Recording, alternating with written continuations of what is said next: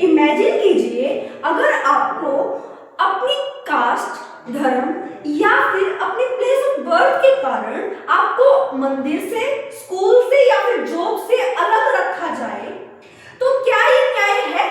हमारे देश इतने बड़े डेमोक्रेटिक कंट्री में आज भी ये सब चीजें हैं। व्यक्तियों को मार्जिनलाइज्ड यानी कि हास्यकरण पर धकेल दिया जाता है।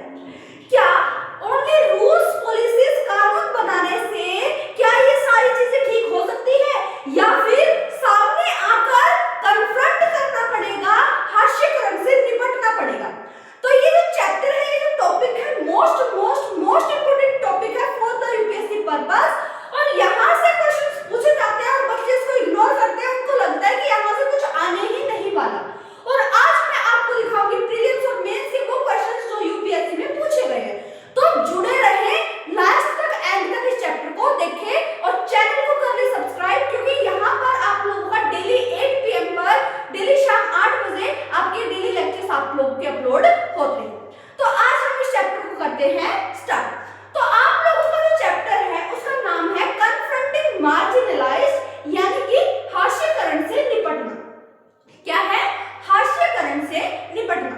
अब हास्यकरण मैंने आपको पहले चैप्टर में भी बताया था, अभी भी बता देती हूँ। वो वर्ग, वो लोग जो अपने लिए आवाज भी नहीं उठा पाते और जो मेजॉरिटी पीपल्स होते हैं, जो अपर कास्ट के जो लोग होते हैं, उनको दबाते हैं और उनके साथ डिस्क्रिमिनेशन, भेदभाव करते हैं, उन्हीं को बोला जाता है मार्जिनलाइज्ड, या फिर उनको वो अपॉर्चुनिटी नहीं मिलती जो अपर कास्ट के लोगों को मिलती है।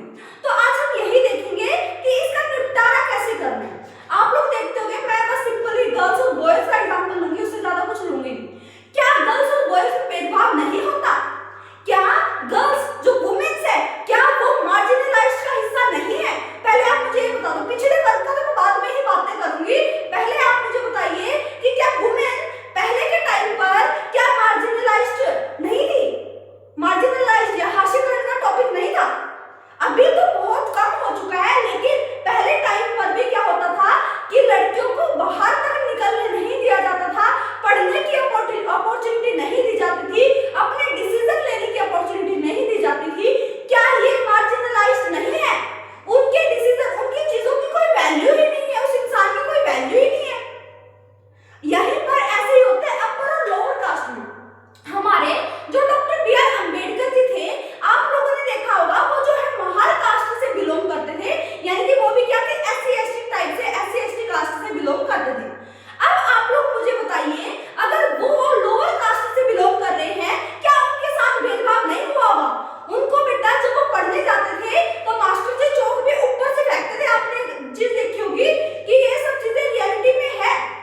अनटचेबिलिटी भाई, उनको लोअर कास्ट के लोग जो है अपर कास्ट के लोग को छू भी नहीं सकते। ये सब चीजें चलाई गई, और ये सब चीजें जो उनको बुरा नहीं लगता होगा, भाई ये हमने छू लिया तो वो नहीं जाएंगे। हमारे लिए मंदिर में जाना बंद कर दिया, स्कूल में अगर हम पढ़ने नहीं जा सकते, हमें कोई इजाजत ही नहीं है, रिस्पेक्ट ही नहीं है किसी चीज की। क्या वो हास्यकरण का टॉपिक नहीं है? इन सब चीजों को कैसे बदला जा सकता है, आज हम इस चैप्टर में यही पढ़ने वाले हैं। मैं आपसे रिक्वेस्ट करूंगी और मैं आपको गारंटी देती हूँ, आज आप इस चैप्टर से, आज अगर आप लोग ये लेक्चर देख के जाते हो तो आप लोग बहुत से कॉन्सेप्ट आप लोग अपने क्लियर करके जाओगे। इस बात की गारंटी आज मैं आप लोगों को दे रही हूँ।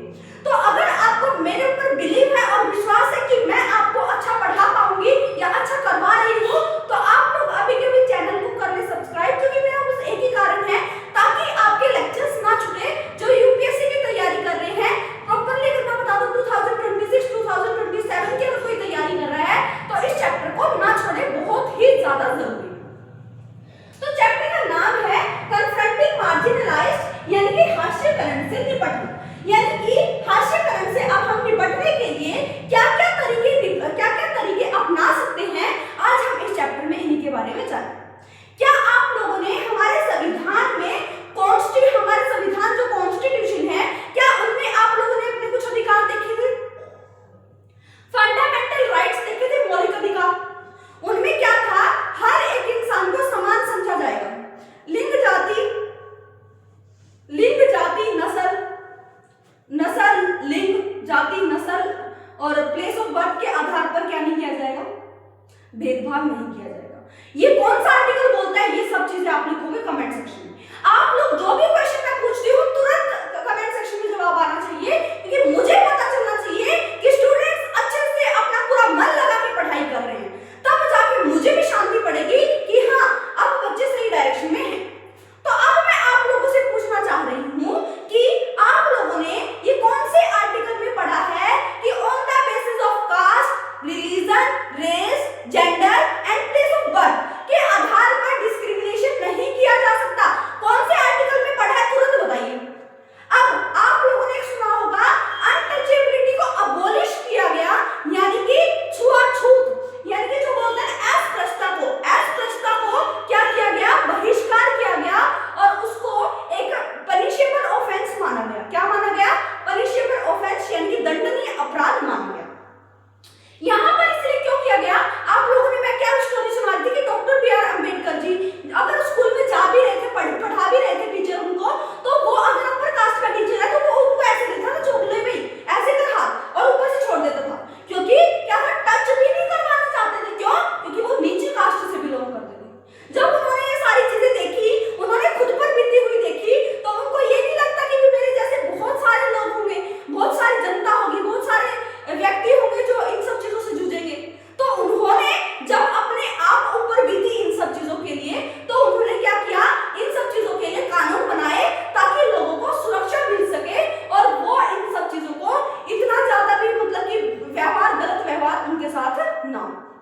तो यहाँ पर आप लोग अभी क्या देखने वाले हो कि कन्फ्रंटिंग मार्जिनलाइज्ड मौलिक अधिकारों का उपयोग, जैसे कि 14 आर्टिकल 14 क्या बोलता है, ये आप लोग कमेंट सेक्शन में बताओगे, मैं नहीं बताने वाली।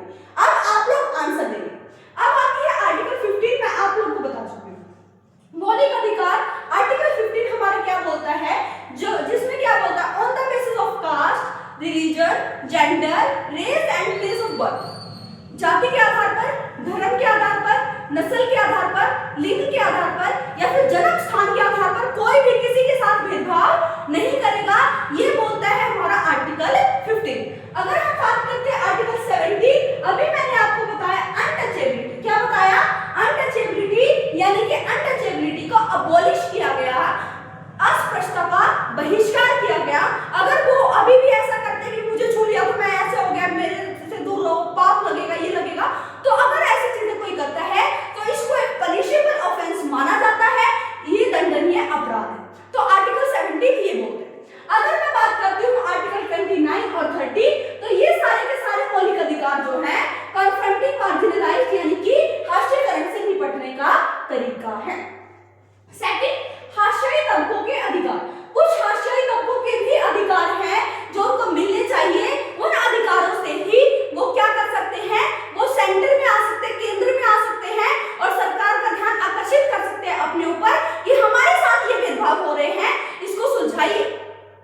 और उसके बाद आता है हाशियाई तबकों के लिए कानून। हमारी सरकार ने हाशियाई तबकों के लिए कुछ कानून भी बनाए, कुछ लॉज, पॉलिसी, स्कीम्स भी बनाई है ताकि वो लोग इन सब चीजों से निपटना सीख जाए, ताकि अगर उनको लगे कि हमारे अधिकारों का हनन हो रहा है तो वो कोर्ट में जाए और उन लोगों के खिलाफ आवाज उठाए जो उनको परेशान कर रहे हैं। उसके बाद अगर मैं बात करती हूँ सामाजिक न्याय को प्रोत्साहन। सामाजिक न्याय यानी कि सोशल जस्टिस, किसी के साथ भी भेदभाव नहीं होना चाहिए on the basis of education, on the basis of किसी भी, on the basis of economics, किसी के आधार पर भी किसी के साथ भेदभाव नहीं होना चाहिए। तो ये सोशल जस्टिस, सामाजिक न्याय को प्रोत्साहन है। अत्याचार निवारण अधिनियम एक्ट जो 1989 में स्टार्ट हुआ SC/ST के लिए, उनमें यही चीजें बोली गई, इन सब चीजों के आधार पर उनके साथ भेदभाव नहीं हो सकता। अगर कोई भेदभाव करता है तो उनको न्यायपालिका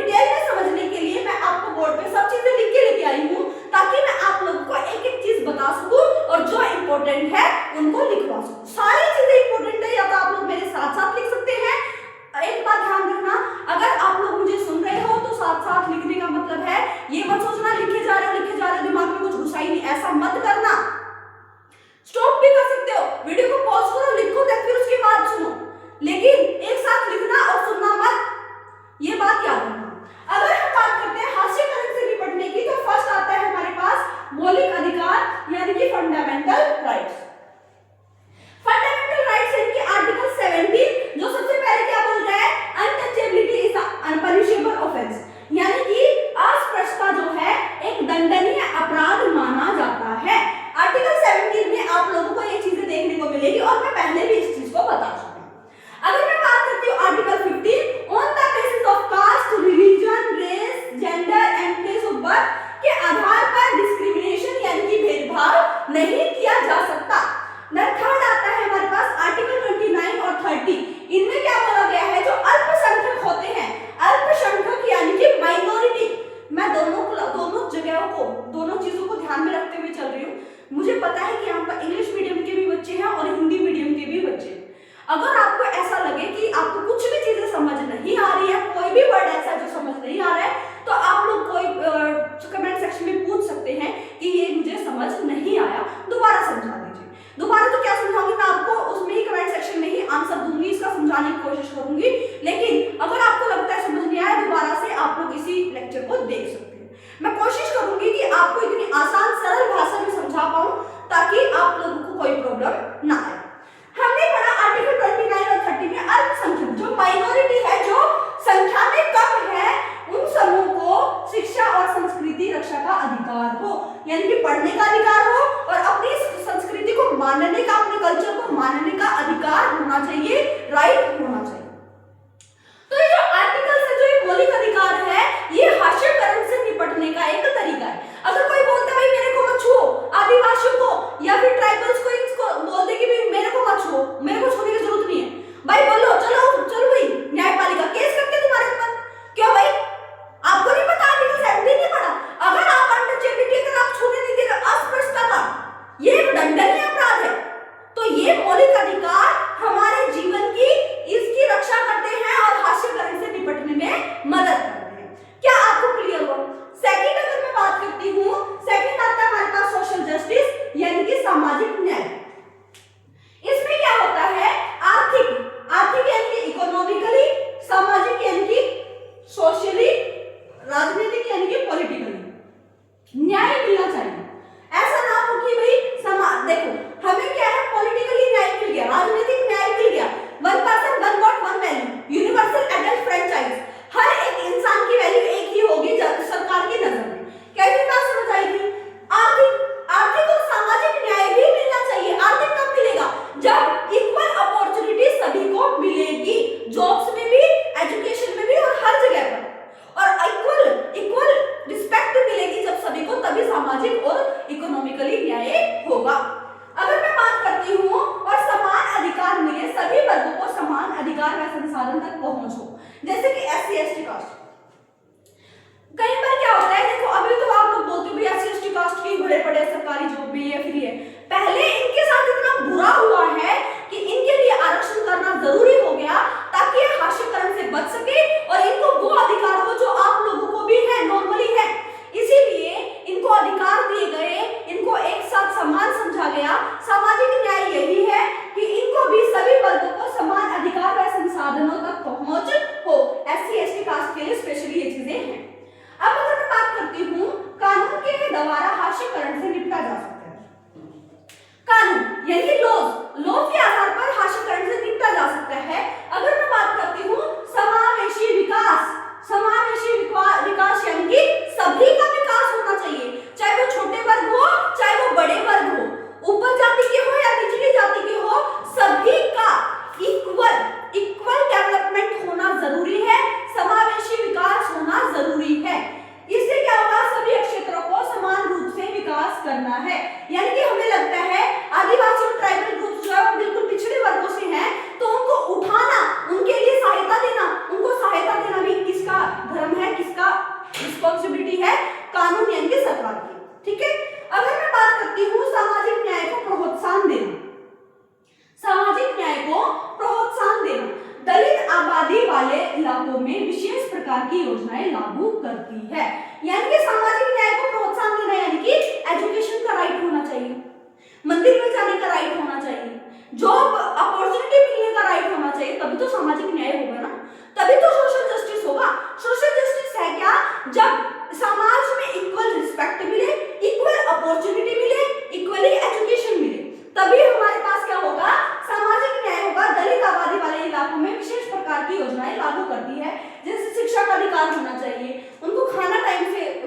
देने के लिए होने चाहिए। अभी तो कोटे आ रहे हैं, खाना आ रहा है ना, एक इंसान को 5 किलो अनाज आ रहा है।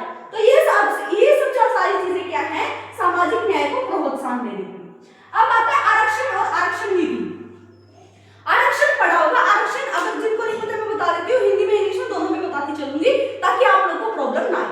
आरक्षण यानी कि रिजर्व, यानी कि कोई होता है ना रिजर्व सीट कर दी गई, 1 से 1/3 सीट जो है राजनीति में सीट रिजर्व कर दी गई, कोई भी आपकी इलेक्शन लड़ सकता है, चाहे वो ऊंचे वर्ग से हो चाहे वो नीचे वर्ग से हो। ऐसे ही कुछ ना कुछ आरक्षण किए गए हैं जॉब्स में। मान के चलो सरकारी नौकरियों में SC ST के लिए थोड़ी सी कम रखी गई है कट ऑफ, और जनरल के लिए थोड़ी हाई रखी गई है। तो SC ST कास्ट को भी अपॉर्चुनिटी मिले, इसीलिए उनको क्या दिया गया, आरक्षण दिया गया, ताकि वो इक्वल अपॉर्चुनिटीज उनको मिल सके। तो शिक्षा संस्थानों और सरकारी नौकरियों में दलित व आदिवासियों के लिए सीटों का आरक्षण का कानून एक महत्वपूर्ण तर्क पर आधारित है। इन सब चीजों से क्या होगा, सरकार पिछड़े वर्गों को ऊपर उठाएगी ताकि उनका भी रहने सहने का अच्छे से मेंटेन हो सके। अगर आपको ये सारी चीजें समझ आई है तो आप लोग इसको देखिए, फिर आगे मैं एक और टॉपिक है जो कराने वाली हूँ, ताकि अब आप लोग को मैं साइड हो जा रही हूँ ताकि आप लोग इसका स्क्रीनशॉट ले सके। जल्दी लीजिए, जल्दी जल्दी जल्दी स्क्रीनशॉट इसका लीजिए, जल्दी फास्ट। हाँ जी, कर दूं, इसको इरेज कर देते हैं ताकि मैं आगे काम करा सकूं। ये हमने 5 टॉपिक्स यहाँ पर पढ़े ताकि हम मार्जिनलाइज्ड को कन्फ्रंट कर सके, मार्जिनलाइज्ड से निपटारा पा सके, हास्यकरण से निपट सके। ये हमने यहाँ पर देखा, मैं यहीं पर पढ़ा देती हूँ, कुछ चीजें यहाँ पर इंपॉर्टेंट है। हमने क्या क्या चीजें पढ़ी, मौलिक अधिकारों के बारे में पढ़ लिया, हास्यकरण तत्व के अधिकारों के बारे में पढ़ लिया, कानूनों के लिए बारे में पढ़ लिया, सामाजिक न्याय को प्रोत्साहन दिया। अब हमें पढ़ना क्या है, अत्याचार निवारण अधिनियम और वन कानून, ये रह गया हमारे पास। इसमें क्या है, अत्याचार वाले में हमारे पास ये सारी चीजें क्या दे रखी है, SC कास्ट से बिलोंग करता हूं या फिर ST कास्ट से बिलोंग करता हूं, यानी कि अनुसूचित जाति, अनुसूचित जाति और अनुसूचित जनजाति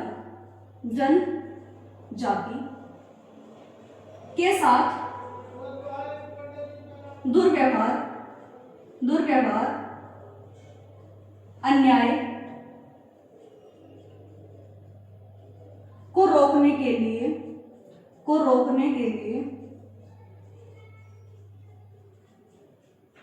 सरकार कड़े कदम उठाएगी। ये होता है हमारे पास अत्याचार निवारण अधिनियम। क्या आपको समझ आया? अगर किसी SC ST कास्ट आदिवासी ट्राइबल्स के साथ कुछ भी अगर गंदा व्यवहार किया जाता है, दुर्व्यवहार किया जाता है, तो अगर सरकार को ये कानून को एक पता चलता है, न्यायपालिका को अगर ये बात पता चलती है भाई इनके साथ दुर्व्यवहार हो रहा है, तो उनके लिए सरकार जो है, जिन्होंने उनके साथ बुरा व्यवहार किया है, उनके लिए सरकार जो वो कड़क बनेगी, कड़े कदम उठाएगी ताकि उनको न्याय मिल सके। तो ये था हमारे पास आदिवासी अत्याचार निवारण अधिनियम, जो एक्ट था 1989 में आया था। कब आया था? 1989 में। ये बात आप लोगों को याद रखनी। अब सेकंड जो है वन कानून। सेकंड क्या है? वन कानून। वन कानून में सिर्फ एक चीज बोली गई जो मोस्ट इंपोर्टेंट है। वन से जो आदिवासी हैं, जो आदिवासी SC ST कास्ट के जो लोग हैं, जो वहां पर रह रहे हैं, उनको वहां से हटाया नहीं जा सकता। जमीन, वन जमीन को बेचा जा सकता है। किसके द्वारा बेचा जा सकता है?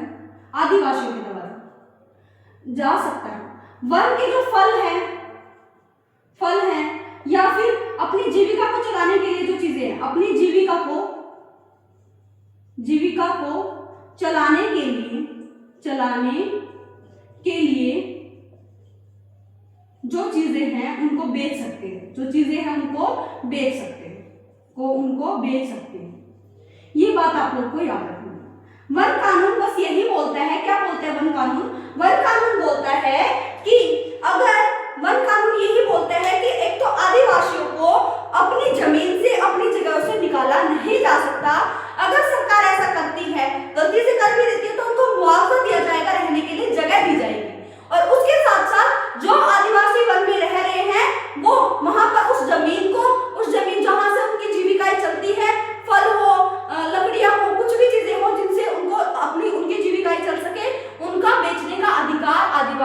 है और उनको कोई हटा नहीं सकता वहां से, कोई गैर आदिवासी आकर वहां पर उनको हटा नहीं सकता है, कोई भी नहीं हटा सकता।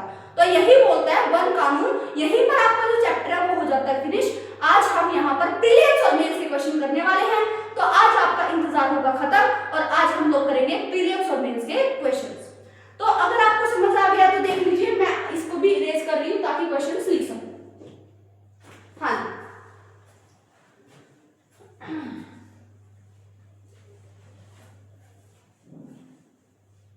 क्वेश्चन पूछूंगी, अब आप लोग जवाब दोगे। मैं सिर्फ क्वेश्चन लिखूंगी, मैं आंसर ही नहीं देने वाली, सिर्फ आप सभी को ही आंसर देना है। और मैं लिख के लेके आई हूँ क्योंकि इसमें इतनी जगह है नहीं। देखो भाई, जो भी क्वेश्चंस लिखने के होते हैं वो मैं यहाँ पे लिख के लेके आती हूँ ताकि मैं आप लोगों को ये क्वेश्चन करा पाऊँ, ठीक है। तो यहाँ पे जो है मैं आपको लिख रही हूँ, तो आप लोग बताएंगे क्वेश्चन और आंसर। मैं बोलूंगी नहीं, पहले लिख रही हूँ भाई, एनर्जी डाउन हो गई है। पानी भी रखना पड़ा, पानी रखना पड़ेगा ताकि गला ना सूखे। Which of the following provisions is referred to safeguard। Writing समझ आ रही है ना भाई? समझने की कोशिश कर लेना, वरना मैं कोशिश करूंगी ठीक ठीक लिखूं, ठीक है। दलित्स अगेंस्ट डिस्क्रिमिनेशन ऑप्शन दे रही हूं आपको। Option A article 14, option B article 17, option C article 21, option D article 19। अब इसका आंसर आप लोग दे सकते हो या नहीं? अगर नहीं दे सकते हो, मैं क्वेश्चन समझा रही हूँ, आंसर देना आपको। ये क्या बोल रहे हैं? विच ऑफ द फॉलोइंग, इनमें से कौन सा ऐसा प्रोविजन है जो दलित्स के लिए सेफ गार्ड की तरह काम करता है, प्रोटेक्शन करता है अगेंस्ट डिस्क्रिमिनेशन, जो भेदभाव उनके साथ करेगा। तो आर्टिकल 14 क्या बोलता है? मैंने आपको बोला था कि आप लोगों को कमेंट सेक्शन में जरूर बताओगे। आर्टिकल 17 मैंने अभी आपको पढ़ाया। आर्टिकल 21 आप बताएंगे किसके लिए है। आर्टिकल 19, आर्टिकल 17 किसके लिए था भाई? राइट टू लाइफ के लिए, right to life, okay. Article 17 untouchability के लिए था।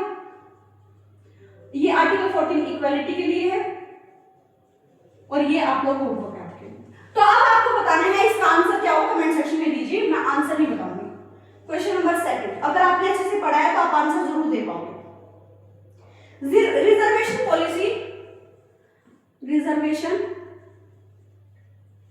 Policy in India, reservation policy in India is an example of. ये किसका एग्जांपल है भाई? रिजर्वेशन कर देना, आरक्षण कर देना, किसका एग्जांपल है? Is an example of. Option A है पॉलिटिकल इक्वालिटी। भाई पॉलिटिकल, राजनीतिक इक्वालिटी है रिजर्वेशन करना, पॉलिटिकल इक्वालिटी है। और अभी मैंने बताया पॉलिटिकल इक्वालिटी क्या होगी, ध्यान से सुनोगे तो आपको हर चीजें समझ आएगी। सोशल जस्टिस है, सोशल जस्टिस है भाई, सामाजिक न्याय है। थर्ड है आपके पास रिलीजियस फ्रीडम है। क्या है? रिलीजियस फ्रीडम है, रिलीजियस फ्रीडम। उसके बाद ऑप्शन डी है आपके पास economic liberalisation, economic liberalisation.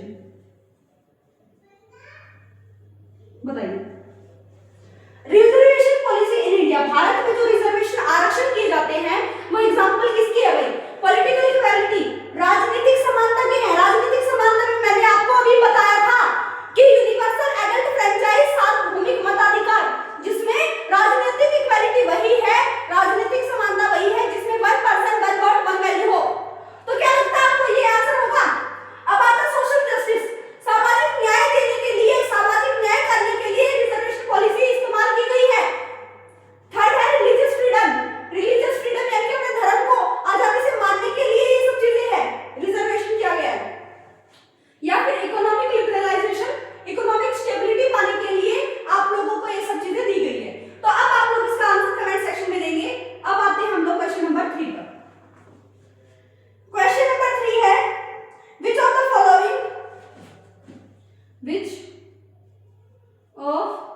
The following is not a feature of marginalization. Feature of marginalization. Marginalisation से वो कौन सी चीज है जो रिलेट नहीं करती है, फीचर नहीं है उसका? ऑप्शन ए है आपके पास social exclusion, social exclusion. Option B है lack of access to resources, lack of access to resources, संसाधनों को कम हो जाना, मार्जिनलाइजेशन का। सी है equal opportunities, equal opportunities. D है आपके पास डिस्क्रिमिनेशन, भेदभाव। इसमें से बताना है कौन सा जो है मार्जिनलाइजेशन का फैक्टर नहीं है। आप लोग को जो ऑकवर्ड लग रहा हो, जो ऑप्शन ऐसा है जो अजीब सा लग रहा है और लग रहा है, वही इसका आंसर है। इतना हिंट मैं आप लोग को दे चुकी हूँ। तो ये प्रीलिम्स के कुछ क्वेश्चंस है जो मैंने आपको कराने थे प्रैक्टिस। अब मेंस के क्वेश्चंस में आप लोगों को, मेंस के क्वेश्चन जो है वो मैं आप लोगों को कमेंट सेक्शन में दूंगी ताकि आप लोग उसको आंसर कर पाओ। और जब आप इनके आंसर्स लिखो तो मुझे डर जरूर भेज देना, यस मैम हमसे हो गया। ठीक है, धीरे धीरे आपको सारी चीजें आ जाएंगी। और मेंस क्वेश्चन आपसे भी पूछ लेती हूँ कि मार्जिनलाइजेशन एंड कन्फ्रंटिंग मार्जिनलाइजेशन में डिफरेंस क्या है, ये आपको बताना है और लिखना है। हास्यकरण क्या है